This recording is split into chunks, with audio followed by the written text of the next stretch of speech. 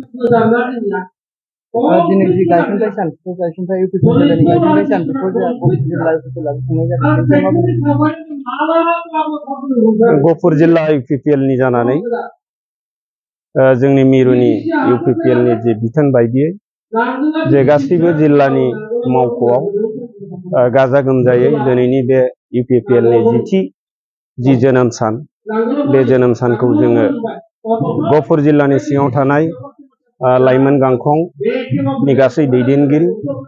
आइजो गांखंनि गासै दैदेनगिरि आरो जिल्लानि गासै दैदेनगिरि बोसोनगिरि आरो जोंनि गफुर जिल्लानि सिङाव थानाय गासै भट कमिटिनि आफादगिरि नेहाथारि गासै सोद्रोमा आरो जोंनि बे गफुर जिल्लानि सिङाव थानाय गुबुन गुबुन मख'नांगोन जे एक्स एबसुनि दैदेनगिरि, मोनसे समनि गुबुन गुबुन डिपार्टमेन्टआव साख्रि मावनाय, मख'नांगोन जे एक्स आर्मी आरो एक्स भलन्टियार फर्स गासै जोंनि इन्टेलेक्सुवेलफोरखौ लानानै जोङो मिरु इउपिपिएलनि बिथोन बायदियै दिनै जोंनि बे गाहाय मावख' जे इउपिपिएल गफुर जिल्लानि गाहाय मावख'आव जों गाजा गोमजायै दिनै खुंफुंदों आरो आङो आसा खालामदों गफुर जिल्ला इउपिपिएलआ फैबाय थानाय जि इलेक्सन बिटिआरनि जि इलेक्सन बेवहाय जोङो रायजो राजानि गासै बर'फोरनि इन्टेलेक्सुवेल गासै गुबुन गुबुन डिपार्टमेन्टआव साख्रि मावनाय आरो गोलाव सम एबसुआव खामानि मावबोनाय गासै रोखोमनि दैदेनगिरिफोरनिफ्राय जोङो बेवहाय हेफाजाब मोनगोन आरो जोंनि इस्युआ जिहेतु गोबां मावफुंजानांगौ दं हिसाबै जोंनि गोलाव सम दुलाराय बर' फरायसा आफादनि 1987 मायथाइनि 2 मार्चनिफ्राय जि आलादा रायजो नि सोमावसारनाय बे सोमावसारनायाव गफुरनि गासै रायजो राजाफ्रा जिहेतु खननै जे मेसाकार 83 आरो 89 आव दिनै जोंनि आइ आफा बिदा फंबाय जोंनि बिमा बिफा बिबै बिबौआ जिहेतु खस्थ' मोनदों बेवखायनो जोंनि प्रमद बर' बिथांनि दैदेननाय बिटिआरनि चिफ आरो इउजि ब्रह्मनि दैदेननाय जि इउपिपिएल सरकार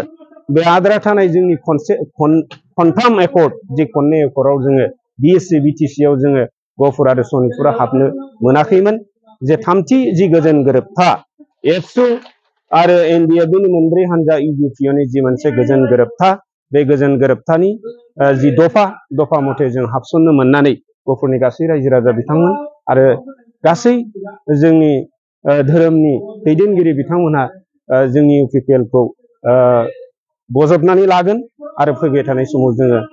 धोनस्रि बियाबनि जायखिजाया बिजाथियानो टिकेट मोना मानो जोङो देरहासार जागोन जों 100% जोंहा फोथायनाय दं। गोजोन्थों। खोनानो मोनदों मैया बे बिटिआरनि जि केन्डिडेट सायख'दों 22 थाल' 22 थाल' सायख'दों बिनि मा फोरमायगोन? आं बेखौनो बुंनो सानो जे बिथांमोना दिनैनि समाव जे 40टा समस्तियाव बुंबाय थादोंमोन इउपिपिएलनि हेंथायै गोबां नङै बाथ्राफोरखौ बांसावबाय थादोंमोन। दिनै बिथांमोनहा जुदि गोख्रों मोनसे बिपिएफआ राजनितिक दलमोनबा जेराव 17 बोसोर बिथांमोनहा बिटिसिखौ सासन खालामदोंमोन दिनै बिथांमोनहा दिनैनि समाव फार्स्ट फेज हिसाबै मानो 22 जनल' डिक्लेयार होदों बिथांमोननि जि बिबुंथि जोङो नायनानै सानदोंमोन बिथांमोननि बिबुंथियाव गुबुन गुबुन मिडियायाव बुंनायखौ नायनानै जों सानदोंमोन बिथांमोना दिनैसिमबो बिराद गोख्रों आरो रायजो राजाजों दङ होननानै जों सानदोंमोन खिन्थु बिथांमोननि मैयानि जि 22 थाल' डिक्लेयार होनो हानाय आरो जोंहा फोथायनाय दंखायो बिथांमोना फैबाय थानाय समाव जेनगोन बेखायनो बिथांमोना नैबे गावसिनि दुरबलनि थाखाय बेखौ दिनै बिथांमोना खेबसेनो स्रयै जिहेतु डिक्लेयार खालामनो हायाखै 40टा समस्तियाव आंनिफ्राय आं बेखौ बुंनो सानो आरो जोंनि मिथिनायाव जिहेतु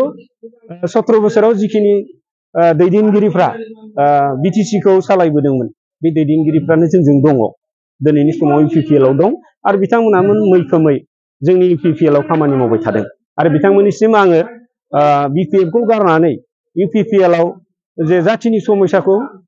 जयैनो जे गोलाव समनि आन्दलननि जि बर'नि आन्दलन बे आन्दलनखौ जेरावखि थाया जे जोङो रायजो राजानो बाथ्रा होबोनाय बायदि बर' हारिखौ गेरेमसा हारि दानायनि जे हाबाफारि एबसुआ खावलायनाय जि मोनसे गोबां बिथिङाव जेरै राजखान्थि बिथिङाव रांखान्थि बिथिङाव समाज बिथिङाव